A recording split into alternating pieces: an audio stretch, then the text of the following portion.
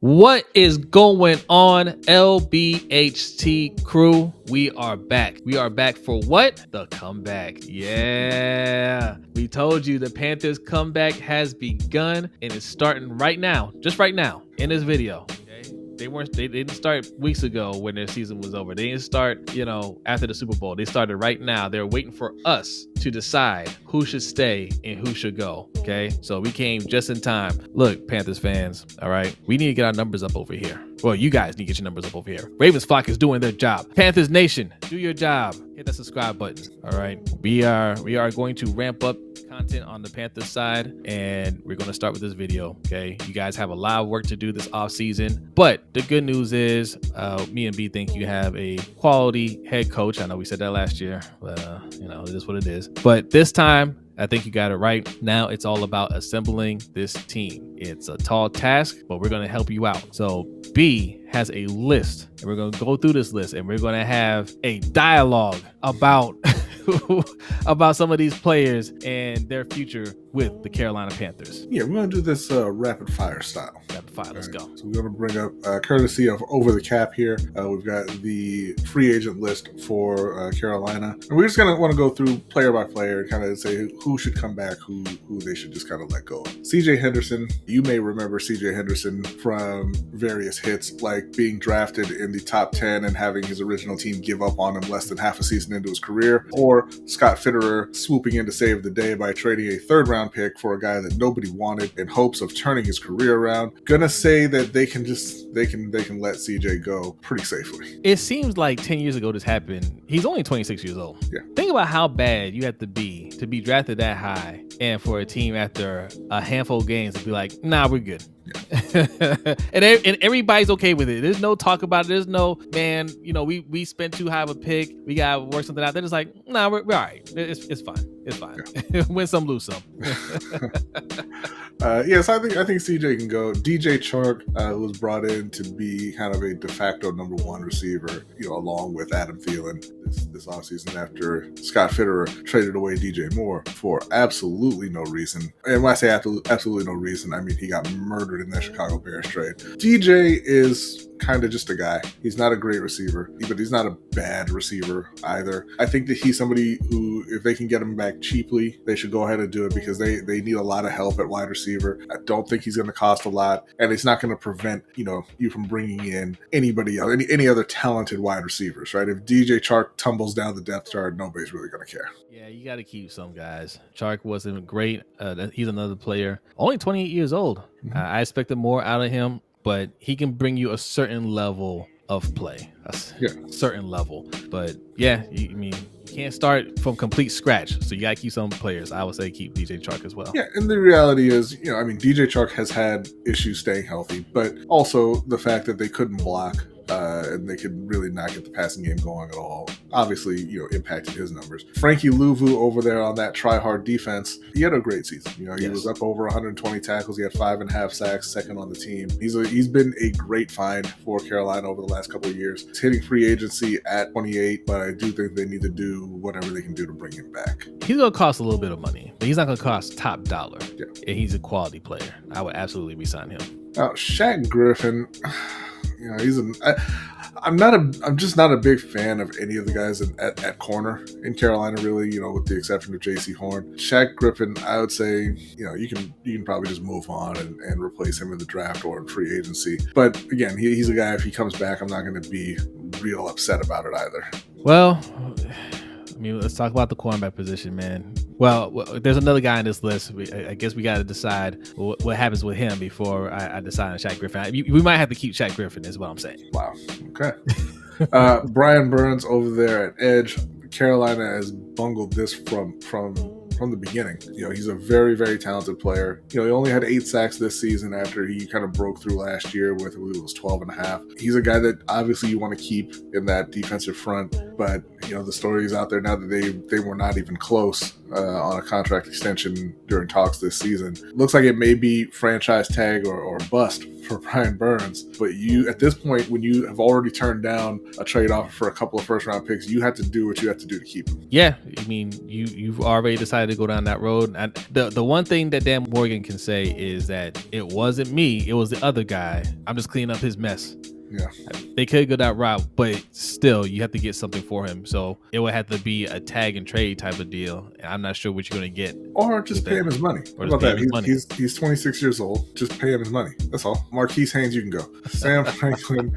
I like Sam Franklin. He's more of he's a special teamer and kind of a spot safety. When they have injuries and things like that. I think he's a valuable guy. I do believe they hit the deadline on his void years though, so it doesn't look like he's going to be coming back, but he's somebody who, at the right price would love to have a guy like Sam Franklin back. Yatir Gross-Matos, it just I'm still waiting for him to break out. Hasn't happened for you, bro. He's only 26 as well. He's only 26 as well. Has not happened for him. Yeah, he can definitely go. Laviska, I know you have different feelings about Laviska, but Laviska need to get the hell up off my team. Look, I tried. Okay, I mean, I try to stick up for the man, but if you won't defend yourself, I can't help you. 8% of the snaps. Right, I'm pretty sure he did he have a catch? Yeah, Probably dropped it. Oh, that's not nice. I'm sorry, Laviska. I tried. You gotta go. Rude. He had so many catches. After Laviska, he was targeted 10 times. He caught the ball 10 times. Oh, he's 100%. I take it all back. And guess what? Out of those 10 catches, 2 of them went for touchdowns. I take it all back. Laviska Shenault, re-sign him and use him. Get the hell off my team, Laviska. Deshaun Williams, interior D lineman. Another guy. He's one of the. He's like they have several guys who they just kind of filled in the roster with. Yeah. You see that with Henry Anderson here as well. But, Henry obviously didn't play, but there's no imperative to bring them back. Right? Like, he's not in the long-term plans. It's not, you can find that guy in the street. Yeah, at any point. So Deshaun can go, Henry Anderson can go. I would want to bring back Grugier Hill. I like him. I think he's a valuable depth piece at linebacker. He stepped in and played when Shaq Thompson got hurt. So, I do like having Grugier Hill there. So, again, obviously these are all dependent on what exactly they're asking for, but he's not a big ticket type of player. I would like to see him back. Yeah, he's not going to command anything ridiculous. I think he'll come back for a nominal fee, and there's a familiarity. Did I say that right? Familiarity.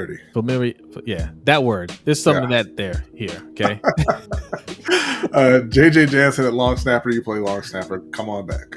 He's 38. We don't know if he's planning on retiring or what there. But obviously, if he wants to come back, go ahead. Jeremy Chin. What happened? Jeremy Chin. I'll tell you what happened. I was right. Is what happened. I hate players like this. I don't hate Jeremy Chin, but I hate it when, like I say, pre-draft, my thought on Jeremy Chin was, this guy can't cover. He's not even a great tackler. I don't want him. And then he came out there and he scored so many touchdowns in his rookie year. Like, he looked great. He looked like a playmaker who was going to be there for a decade plus. And then he stopped doing that.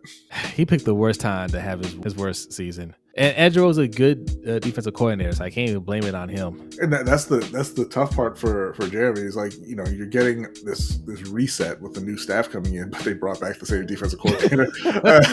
But I think he's probably gone, unfortunately. Hopefully he can kind of recapture what he had early in his career elsewhere. But yeah, I don't think he'll be back in Carolina. Troy Hill, no.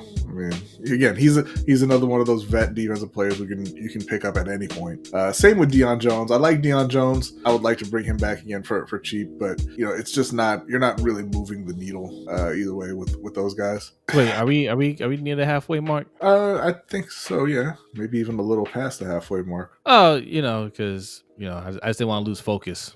I'm plenty focused on this garbage roster.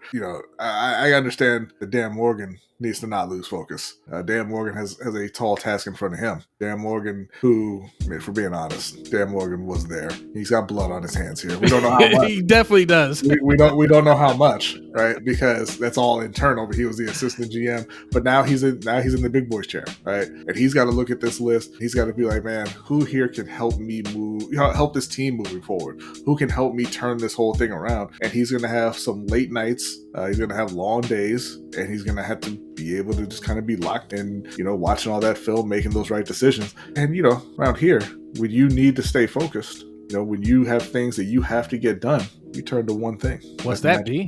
Say that again. Say it again. It's Magic Mind. It's Magic Mind. Right That's there, you right. see at the bottom of the screen, Magic Mind, www.magicmind.com/lunchbreak. You can use the code LBHT20 or 20% off of your first order, up to 56% off of your 30-pack subscription order. And you know what it is? It's just a little shot. It's a kind of a productivity shot. It helps you kind of get into what they call a flow state, or in sports, in the zone. You don't hear that as much as when we were kids. Now I feel old.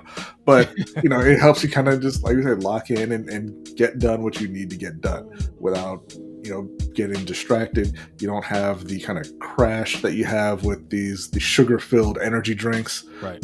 You don't get the jitters like you do with just, you know, drinking cup after cup of caffeine. You got these all-natural ingredients, the cordyceps mushrooms. They, well, I'm just to point out, not like the ones in The Last of Us. These ones are good for you. Yeah, you got ashwagandha. You got matcha for the taste. You know, you pop it in the fridge, let it chill, and then you shake it up, drink it, and go. Right? It's real quick. It takes about 10-15 minutes to kind of kick in, and then you've got 8 hours of solid, focused production and creativity, and it's going to help you get done whatever it is you need to get done. And I was tempted, because Dan Morgan has a tall task ahead of him. I was tempted to send him a bottle. I was like, I'll do him one even better. 56% off. All right, you can't beat that. And we're going to give you guys the same deal Dan Morgan gets, okay? All right, we don't play favoritism over here. Look, I know that you may be skeptical, but there's no reason to not try it. There's 100% money back guarantee, no questions asked. If you don't like it, send it back. You get your refund. Go on about your business. Go back to your coffee or whatever it is, and continue struggling. All right. But for the rest of you, you go to www.magicmind.com/lunchbreak. Put in that LBHT20 code, and you're going to change your life. You're going to be able to, like I said, just sit, whether it's your work, whether you're a content creator, whether, you're an artist of any kind, no matter what it is, you take the shot, wait about 15 minutes, and you're good to go for the rest of your day. And you're going to be able to get whatever you need done with no disruptions, no crash later, nothing. Okay, so who's next? Who's next? Well, unfortunately, we got some old linemen. Now, Gabe Jackson came in late in the season, around mid-season. I thought he was solid. Yeah, and he was all right. And I think they need more players like Gabe Jackson, just solid, okay veterans who can come in and kind of stabilize that situation. They had a lot of injuries on the interior O-line with Austin Corbett and Brady Christensen being out, and then replacements were getting hurt as well. So they played, I don't know how many different combinations, but they played a lot of interior linemen. Now, the question is going to be, heading into the season, are Corbett and Christensen and Zavala, and Cade Mays ready to go? Are they going to be healthy and good to go for the season? If they are, Gabe Jackson can go. If not, if there's any questions there, you want to have a player like that who you can kind of just plug in and get a certain level of play out of them. You don't want to be surprised, essentially. You don't want to put in Chandler Zavala and have him come back with a PFF 0. Chandler Zavala was so disappointed, man. We had high expectations for Chandler Zavala. Partially, this is Coach Evans' fault, because he scouted Chandler Zavala. He did a video on him. Check him out at More Sip to Tally. He did a video on Chandler Zavala, and he got our hopes all high for him. And when you guys are starting them, I was like, oh, you guys are going to be straight. Well, I still have high hopes for Zavala. I mean, he was a rookie. Yes. And O-lineman, it takes a little while to get on track and really get going. So I'm not down on Chandler Zavala. He just can't play this year. That's all. I mean, to be honest, we don't know how good or bad this O-line really is, man. That coaching staff just failed them last year. Yeah. It's a whole different system now, so we'll see. This is the tall task that your new coaching staff is going to have to deal with. How good or bad are these players? Next up, Justin McCray, and in that same boat. Didn't play very much at all, over 30. But, this team in particular needs solid kind of average veterans to get the roster kind of stabilized, because it's a very, very bad roster. It is. And we've got Chris Wormley. I know you're familiar with that name. I am. Bring him back. Interior D lineman who Baltimore drafted years ago and then traded him to Pittsburgh, and now he's in Carolina. Never really been much more than a special teams guy. Again, another of the over 30 club, and another who doesn't come back. Like, we have a lot of guys on this team where if you just let them walk and then see what free agency in the draft brings, those guys will still be available afterwards. They will. In that second wave, not second wave, but the second free agency period after the draft. Here's another one. David Sharp, another former I know Raven. that guy. Another Yeah. former Raven. Not great. I love that he checked in with 0.1% of the snaps. You don't want to put up a zero like Henry Anderson, but it's not enough to bring you back, David. It's not enough to save you. You guys love picking up Ravens players. All right, stop it. Bradley Boastman, David Sharp, Chris Wormley, Justin Houston, Hayden Hurst, Hayden Hurst. But that stops now. Now we're going to be picking up former Seahawks and Tampa Bay Buccaneers. Tay Davis. Who? Again, it's Tay Davis. It doesn't come back at all. If we're being real, I mean, we could definitely rapid fire this. I would bring back Smith Marset though. Yeah, so Steven Sutherland already back. I can see Nick Thurman, LeBron Ray have already been re-signed. You've got down at the bottom there Derek Wright, the wide receiver, and Raheem Blackshear, an exclusive rights free agent, so he'll be back. Blackshear should be getting more snaps. I think that he's a very useful player defensively, and they need any kind of spark on offense they can get. Giovanni Ricci, you can go just by virtue of the position that you play. I'm sorry for you. But you did mention Amir Smith Marset, who they traded for early in the year or prior to the year. 25-year-old wide receiver. He was a former Viking, and he's one of those guys who, he's not a great player, but he's one of the few who, when he got the ball, really looked like he wanted to make a difference on the field. We love to have those kind of players around, and he's a restricted free agent, so he should be back, no problem. Like I said, Raheem Blackshear, another guy who is he's a solid playmaker for you, or he has that kind of potential. Not that he's going to be a top of the league type of player at his position, but somebody who can come in and give you more than just your average backup or third stringer. Yeah.